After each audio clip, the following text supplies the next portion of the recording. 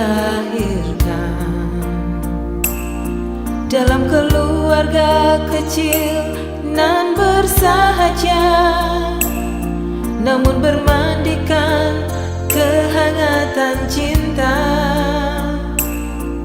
Yosef Yana Woyolmen, putra Animha, anak negeri tanah Papua.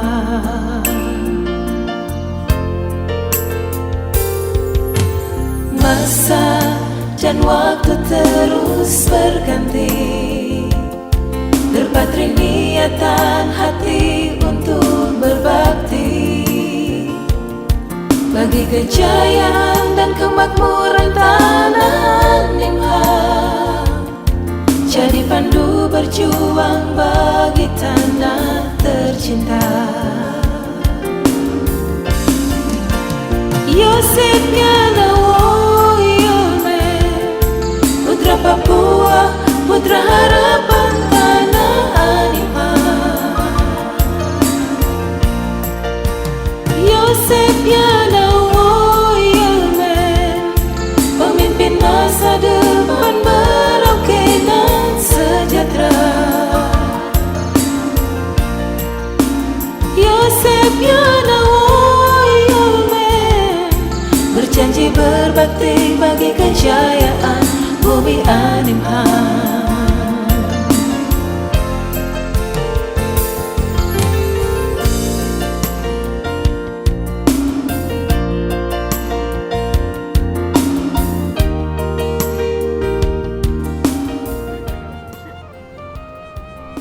Perjalanan seorang anak dari Kampung Woboyo. Saya lahir dan besar di Kampung Woboyo pada tanggal 25. Saya lahir tanggal 25 Agustus 1972. Saya besar di Kampung Woboyo, kemudian sekolah sampai SD kelas 3. Kemudian saya harus melanjutkan pendidikan ke kelas 4, tetapi di SDN Prespolder, tetapi di Woboyo hanya sampai kelas 3 SD. Kemudian saya melanjutkan ke SDN Prespolder dan saya harus menempuh perjalanan dari Sungai Buraka, itu kurang lebih 1 minggu. Kemudian kami tiba di Merauke dan perjalanan yang begitu melelahkan. Kami tiba di Palputi, kemudian menyeberang ke Merauke, dan kami tinggal di Mangga 2 bersama dengan kakak Theodorus Kahol dan Mama Maria di Mangga 2. Dan saya melanjutkan pendidikan untuk kelas 4 di SDN Prespolder.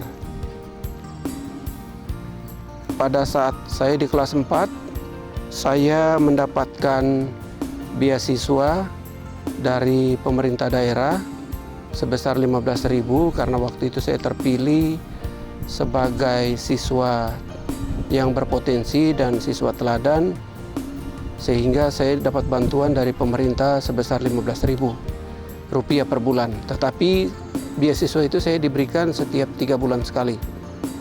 Kemudian saya lulus dari SDN Prespolder tahun 1986, lanjut masuk ke SMP Negeri 2 Merauke bersama dengan teman saya Heri Rukyanan, dan kita sama-sama sekolah di SMP Negeri 2 Merauke sampai kita lulus. Kemudian kita melanjutkan ke jenjang selanjutnya di SMA Yohanes 23 Merauke. Dan saya sekolah di sana. Sebelum masuk di SMA John, kami diseleksi untuk penempatan kelas sesuai dengan NEM tertinggi, dan waktu itu saya ditempatkan di kelas 1A bersama dengan teman-teman saya yang lain. Kemudian kami bersekolah selama kurang lebih 1 tahun dan akhirnya bisa naik ke kelas 2. Saya mendapatkan jurusan A2, jurusan biologi. Kemudian naik ke kelas 3, dan pada saat di kelas 3 kami harus mengikuti seleksi untuk kuliah, dan saya termasuk juga yang ikut terpilih untuk masuk seleksi sebagai siswa berprestasi, dan saya waktu itu diterima di Uncen di jurusan kimia. Kemudian setelah lulus SMA saya melanjutkan pendidikan ke Uncen. Awalnya saya berpikir apakah saya bisa menyelesaikan studi saya di Uncen di program studi kimia dengan filosofi awal, falsafah hidup yang saya pegang, bahwa orang katakan itu api itu panas, tetapi saya mau rasakan panasnya itu seperti apa. Dan artinya bahwa saya mau buktikan walaupun ilmu itu susah, ilmu kimia susah, tetapi puji Tuhan saya bisa menyelesaikan dengan waktu yang termasuk singkat. Dan tahun 1996 sebagai persyaratan untuk penyusunan skripsi, kami harus melakukan kuliah kerja nyata di Kabupaten Merauke. Dan waktu itu saya sebagai ketua kontingen di Kabupaten Merauke, saya memimpin kurang lebih 50 mahasiswa-mahasiswi. Dan pada saat kami tiba di Merauke, kami diterima oleh Bapak Bupati saat itu, Bapak R. Soekarjo. Setelah itu kami dibagi dalam 5 kelompok dan ditempatkan di beberapa tempat seperti di Urum, Nasem, kemudian di Wendu, kemudian di dekat Kuprik, dan selanjutnya kami selesai KKN, kami masuk dalam kategori mahasiswa-mahasiswi yang bisa menyelesaikan programnya dengan baik, sehingga kami mendapatkan reward dari Bupati Merauke. Kami diberikan tiket untuk pulang. Setelah tiba di Jayapura, kami melanjutkan studi untuk menyelesaikan skripsi, dan puji Tuhan tahun 1998 saya bisa lulus dengan predikat yang terbaik. Kemudian saya dipersiapkan untuk jadi dosen, dan saya melanjutkan S2 saya ke UGM. Tetapi sebelum melanjutkan S2, saya harus ikuti salah satu tahapan, itu adalah matrikulasi. Matrikulasi itu artinya untuk mahasiswa-mahasiswi yang bukan dari alumni UGM. Dan kami waktu itu ada 8 orang, salah satunya saya sendiri dari Papua, dari Merauke. Setelah kami mengikuti matrikulasi kurang lebih 1 tahun, dan puji Tuhan, salah satunya kami ber-7 yang bisa lolos. Salah satunya saya sendiri dari Papua dan Merauke, dan salah satu teman kita tidak lulus karena gagal, nilainya di bawah rata-rata. Kemudian setelah selesai dari matrikulasi, saya melanjutkan S2 saya, dan saya bisa selesaikan dalam waktu 1 tahun 8 bulan. Setelah selesai S2, saya kembali ngajar di Uncen, dan saya mengajar di sana untuk program studi kimia. Saya pegang mata kuliah kimia dasar, kemudian kinetika kimia, dan juga dengan kimia analisis dan biokimia. Tentu saja itu ilmu-ilmu yang cukup sulit, tetapi berkat Tuhan itu semuanya bisa saya persiapkan dengan baik, sehingga beberapa mahasiswa saya sekarang mereka sudah bisa selesaikan, mereka punya program doktoral. Dan mereka pun bersyukur bahwa saya sempat mengajar mereka. Setelah dari Uncen, saya pindah ke Freeport.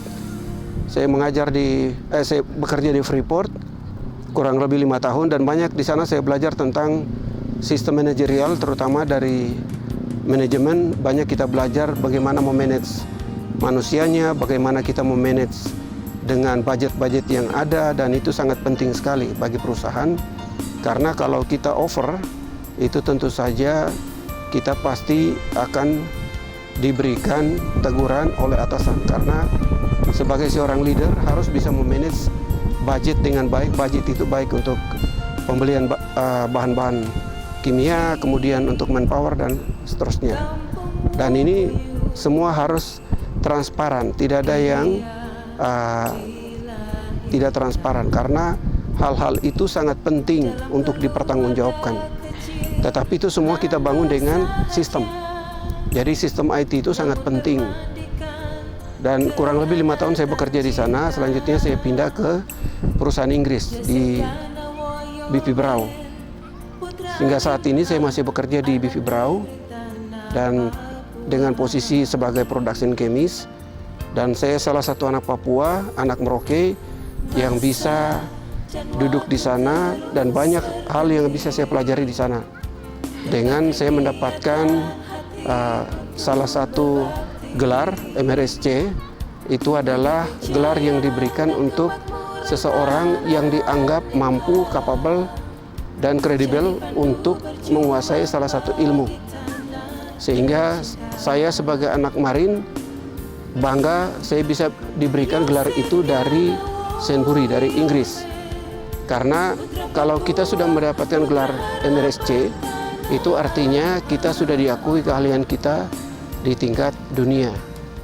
Nah, ini salah satu hal yang boleh saya bangga bahwa saya sebagai anak walaupun dari kampung, tetapi saya bisa diberikan kesempatan untuk belajar banyak di luar negeri dengan training-training yang saya ikuti, dan juga banyak hal yang saya pelajari tentang manajerial. Dan training-training itu saya mengikuti baik itu di Inggris, itu tempatnya di York, Aberdeen, kemudian di Manchester, kemudian ke Dubai, Abu Dhabi.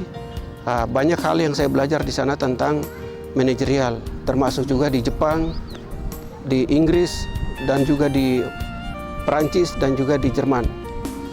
Nah, ini semua bisa terjadi hanya karena kesempatan belajar yang diberikan kepada kita. Kita akan dihargai dimanapun kita berada, hanya karena keahlian kita. Nah, pesan saya untuk adik-adik kita dari Papua, kalau bisa tekun belajar, tentu saja masa depan itu akan cerah. Karena dengan ilmu kita akan dihargai orang. Seperti yang saya alami sendiri sebagai anak dari kampung, dengan adanya keahlian yang saya miliki, saya bisa duduk bersama-sama dengan saudara-saudara kita dari ahli-ahli dari luar. Baik itu dari Inggris, Jerman, Perancis, Jepang, Korea, Singapura, Malaysia. Nah, itulah yang membuat saya menjadi bangga. Dan saya yakin dan percaya generasi muda kita ke depan, kalau pendidikan itu diperhatikan dengan baik, mulai dari sekolah dasar, kemudian menengah pertama, menengah atas, sampai kuliah, tentu saja adik-adik kita akan tumbuh dan berkembang sesuai dengan apa yang kita harapkan. Soal pembangunan manusianya itu sangat penting. Karena kalau pembangunan fisik itu gampang diatur kalau kita punya keahlian anak-anak yang ahli dalam bidangnya. Sesuatu pun kita bisa ciptakan banyak hal dengan keahlian yang kita miliki. Kita persiapan generasi muda kita itu akan jauh lebih baik. Karena itu akan menjadi tanggung jawab kita bersama. Pemimpin masa depan.